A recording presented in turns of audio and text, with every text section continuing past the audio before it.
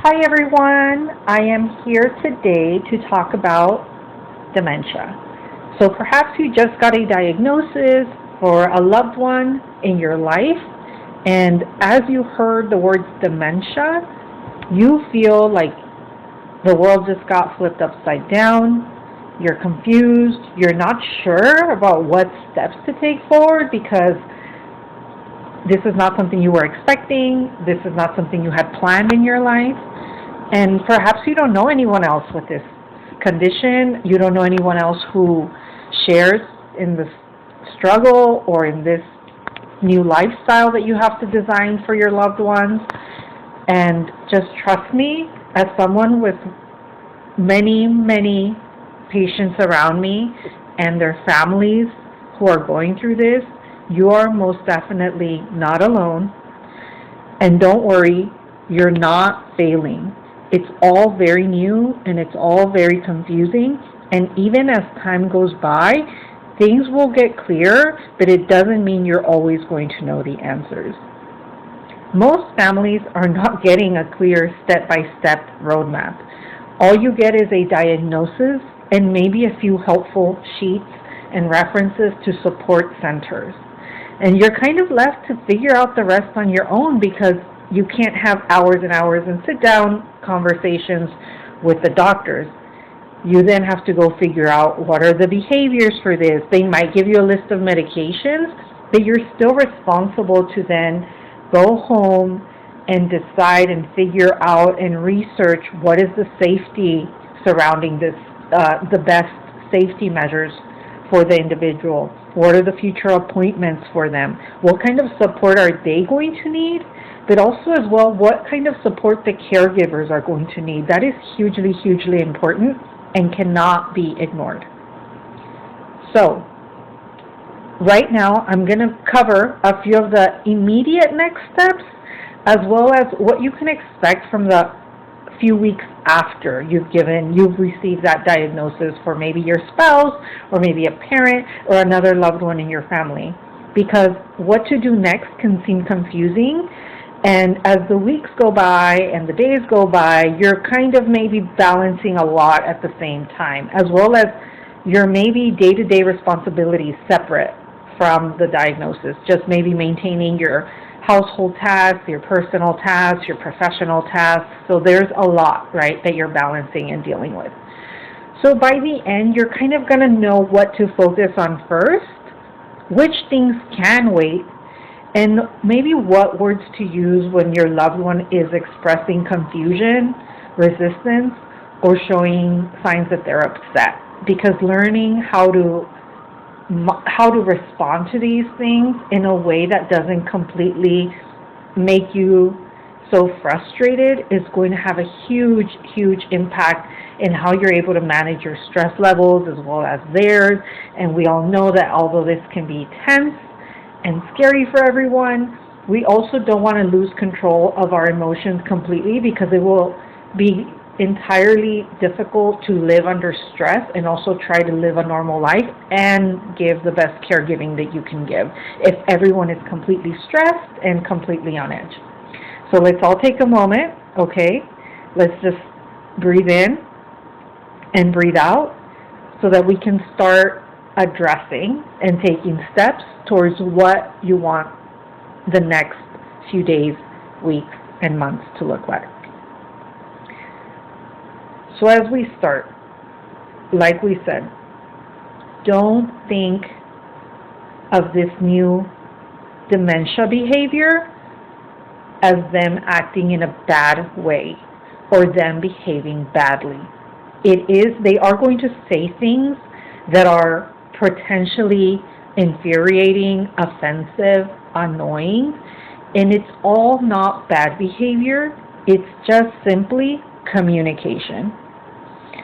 So, one of the first and most common things that you will notice and that everyone around them will notice is that they repeat the same questions, that they refuse some of the things that they normally do, such as maybe regular meals or regular hygiene, regular bathing. You're going to start to notice agitation primarily at night. their desire to want to leave the house and maintain maybe some sort of independence, and you're not going to be comfortable with that because they shouldn't be leaving the house, especially if their safety might be impacted. So when they start doing these things, this is already a sign that something is off. They may be experiencing either of the following or a combination of a few. There may be pain, confusion, fear, overstimulation, perhaps hunger, fatigue, or maybe they just don't really like the environment where they're in. It doesn't make sense to them anymore because their brain is not connecting the way that it did before. So the rooms that they see, maybe the furniture that they see, they either don't like it, they don't recognize it the same way anymore, or it's not comfortable to them in the way it was before. And you might be wondering, but why? They designed this room, they wanted these pieces of furniture, they like these things that they bought themselves. Again, we cannot be upset that it's not that they're changing necessarily an opinion about something, it's that their brain is not communicating the same way, so it's going to express differently when they express emotions and opinions about things.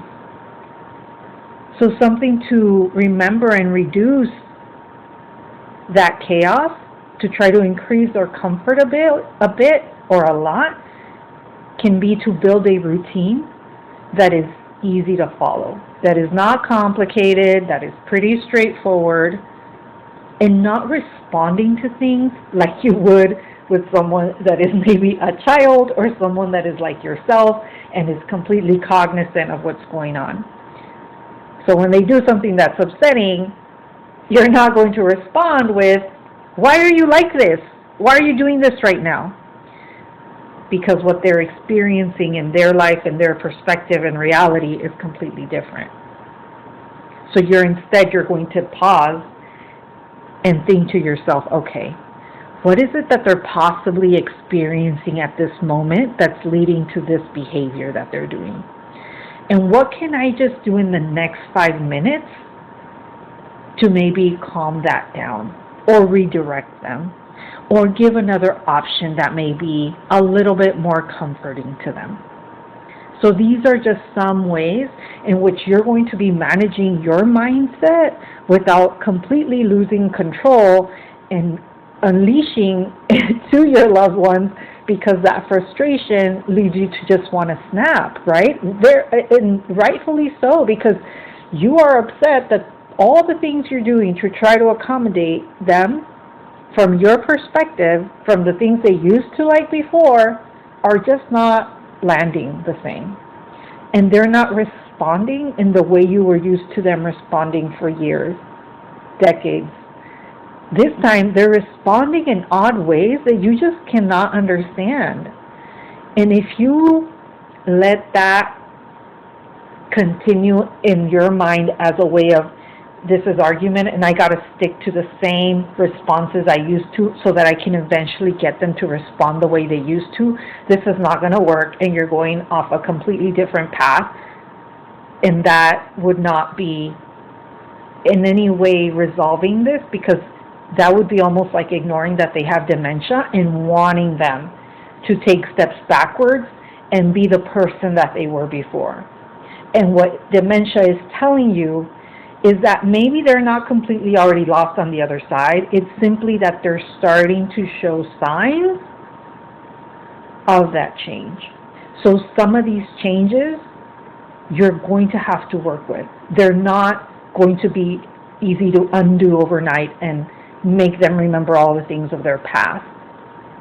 There's going to have to be a mindset of understanding that their behavior is changing and they're not doing it on purpose. As well as that paired with, what things can I do so that I don't get upset and lose my cool, and try to understand their perspective and experience so that I can try to find something leveled that makes sense for this moment and can work with the caregiving that I give and the caregiving I want to continue to be able to do in a loving way, as well as help ease their confusion and help them be a bit more comfortable. So that's the first thing to just remember. the mindset around this, the understanding, the acknowledgement that changes are happening.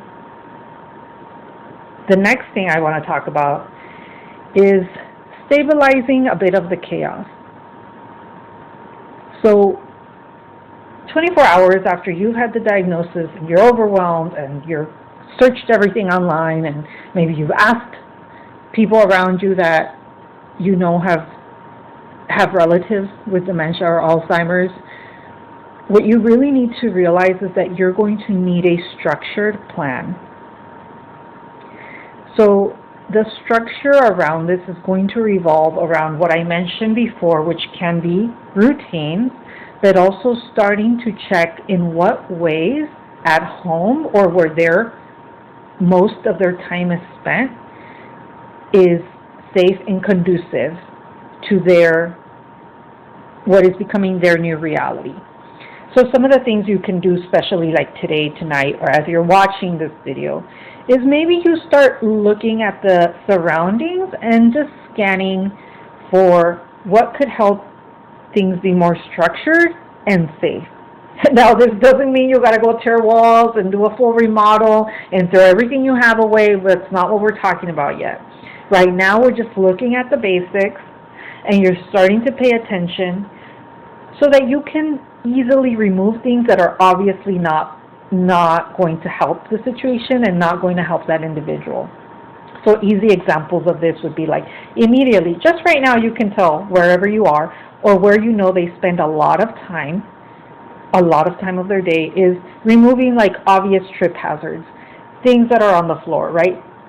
Are carpets that are maybe placed in a weird way going to cause trip hazards, cables, things that are decorative pieces on the floor? Maybe some of these things are just not needed. If they're purely aesthetic, we need to reconsider, right? Do we really want them or need them? Maybe some of them can stay. Maybe some of them it's just not worth the hazard potential to keep there. Another one will be checking the lighting from room to room. One of the things I'll delve more into a different video is going to be the lighting at night, because there's a lot of great products out there and information, and also we know that a lot of the falls happen at night and specifically restroom trips.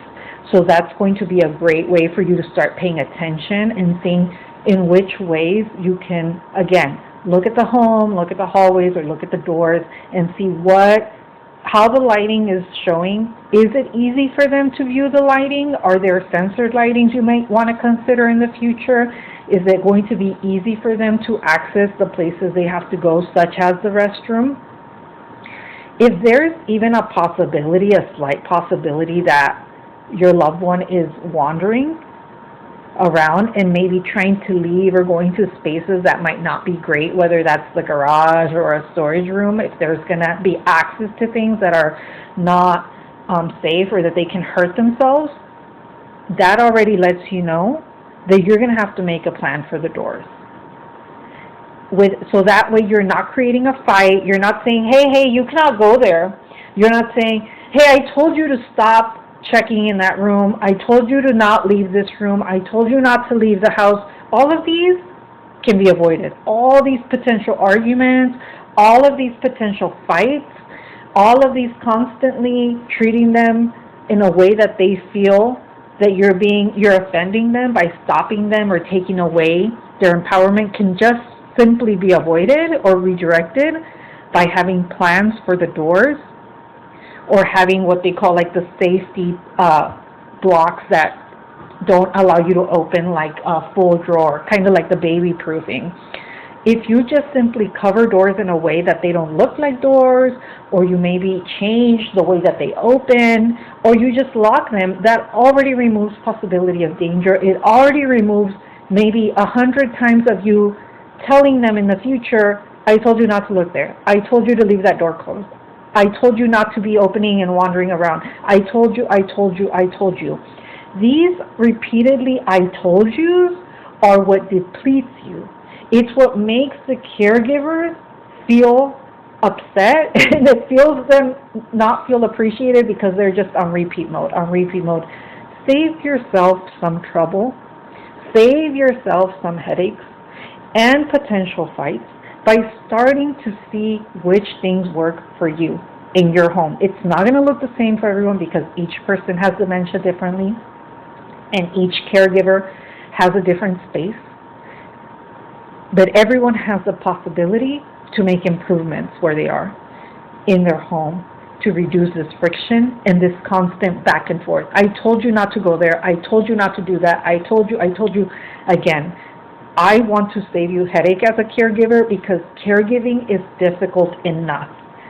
You have to focus on so many things. So whatever you don't need to focus on, whatever words you can save yourself, whatever breaths you can save yourself that are agitating moments, let's do it. Let's save yourself from that headache. Moving on to then what are other great things to have accessible would be making sure that the essentials that are important are always within reach. They're easy to access. Maybe you're not going to hide those behind a lot of drawers because you don't want those to be difficult to find for them. So examples of this would be like water. They always want it. It's important that they stay hydrated. You want to have water that's accessible. If you know that it's hard for them to pour from whatever things you have in your kitchen, then consider changing that. And if it's easy, then you want to consider keeping it, highlighting. Maybe it's just having them practice how to use it. Or maybe the device you have is too complicated for how to serve water.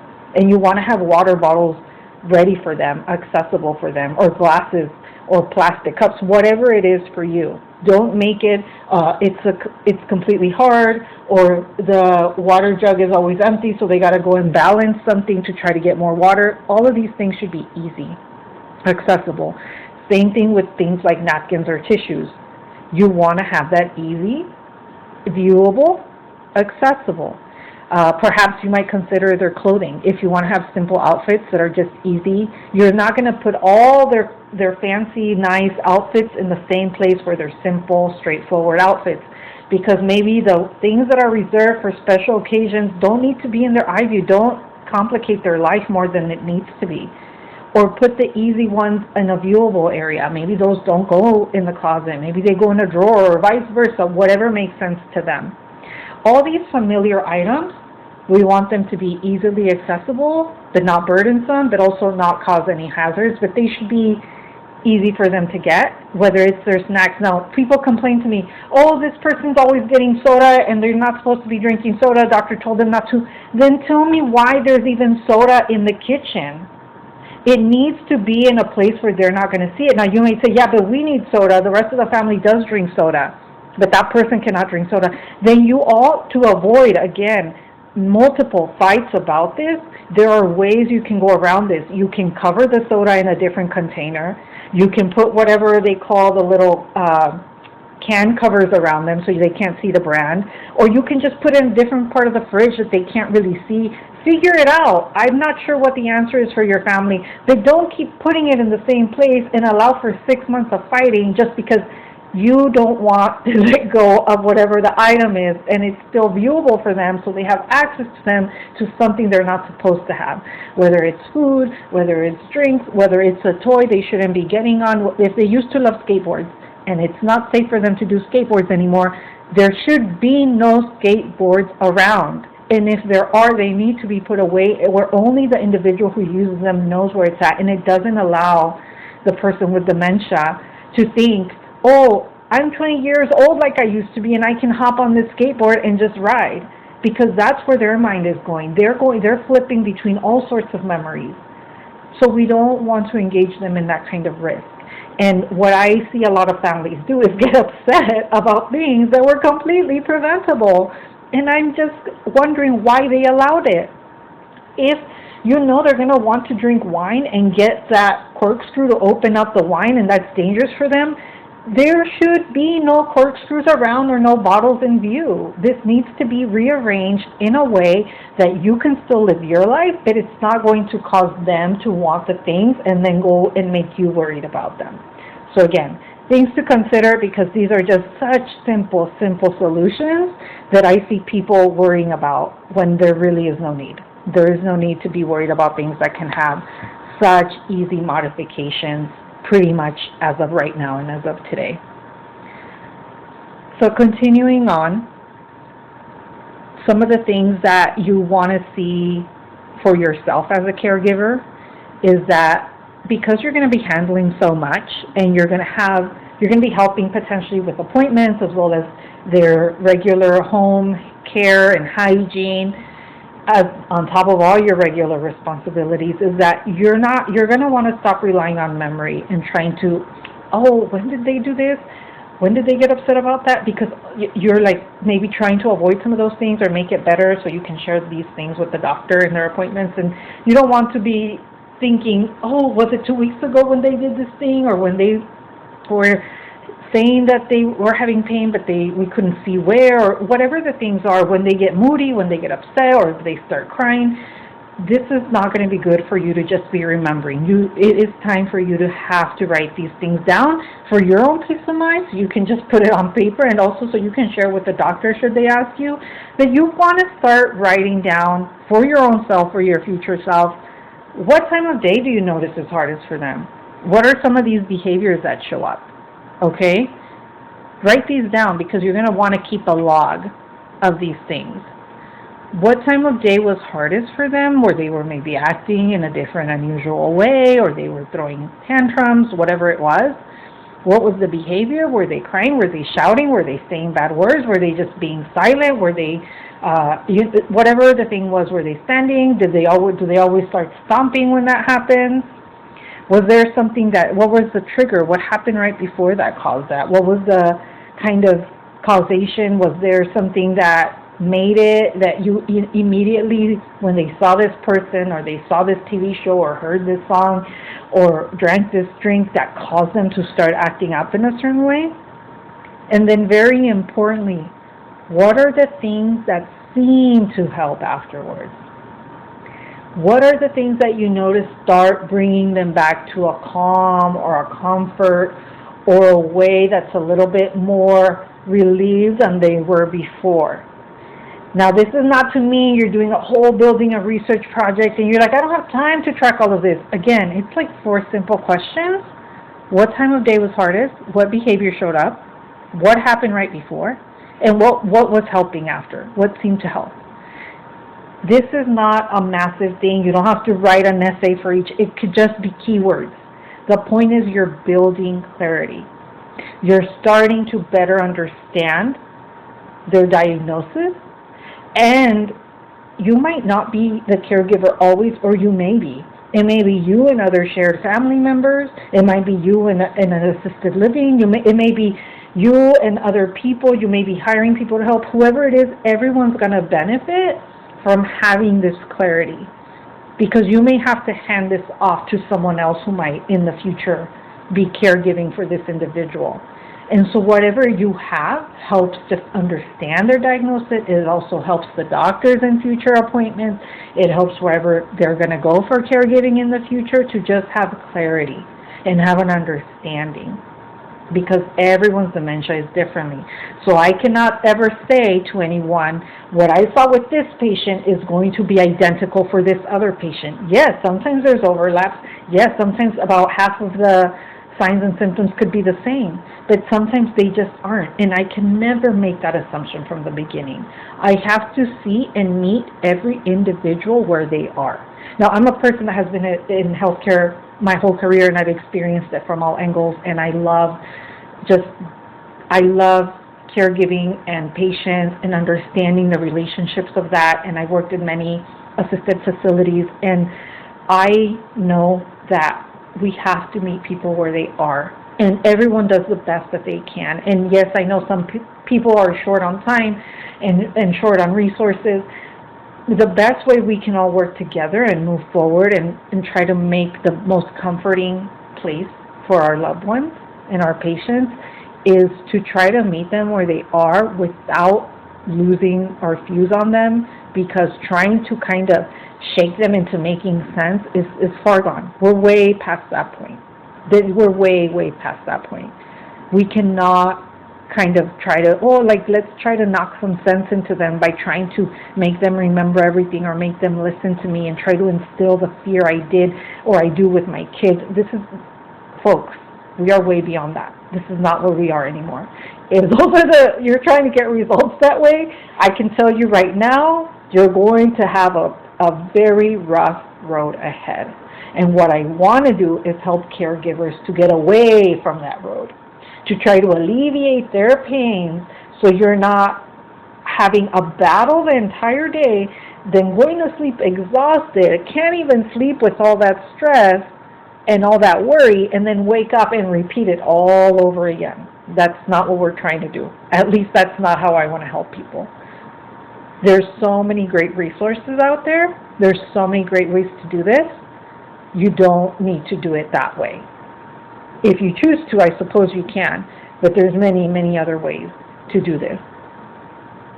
Now, another thing to consider is, as I wrap this up, some of the other things I just want to mention is that it helps to have a person that you can rely on in terms of questions and scheduling, because you're going to be handling doctor's visits, potentially dementia support resources, maybe social workers, and it's all going to be overwhelming. I'm not going to say it can be overwhelming. There's always overwhelming for everybody who's starting this journey, because anyone who's starting anything new is going to be having a lot of resources to figure out and a lot of information to read and sift through. But there is comfort in having kind of a one person who dedicates that. Maybe it's going to be a person that you can trust. Maybe it's a family member, or maybe it's going to be who you call for all your questions, like your doctor's office, or like I said, a social worker or a dementia support resource. But you are going to have someone. This gets extremely difficult if you're trying to do this solo. I do not recommend. Again, there's so many resources now. It's really helpful if you have a trusted friend, a trusted neighbor, or a trusted person in the medical field who you can just call for questions or venting or whatever, because someone specifically in the medical world or support resources world is going to be helpful, so that when you have questions about things, they can kind of direct you or say, okay, it's normal if this appointment, we have it at this time instead, if you can't make it this time, whatever. It's just so that you can say, have a place to go for your questions. Now, as I wrap this up, I'm going to be continuing on the next video about way more things also that I'm not getting to today. It's all stuff I feel is very important. I look forward to continuing and sharing more of this information and having you come back to resume with that. I wish you all the best as you start this journey. Do not feel alone. I am trying to virtually handhold everyone's hand here because I know that it can be both a difficult journey, but it can also be a beautiful one, and I've seen that side of it as well. So I wish you well, and join me for that next video that will be coming up soon. Thanks. Bye.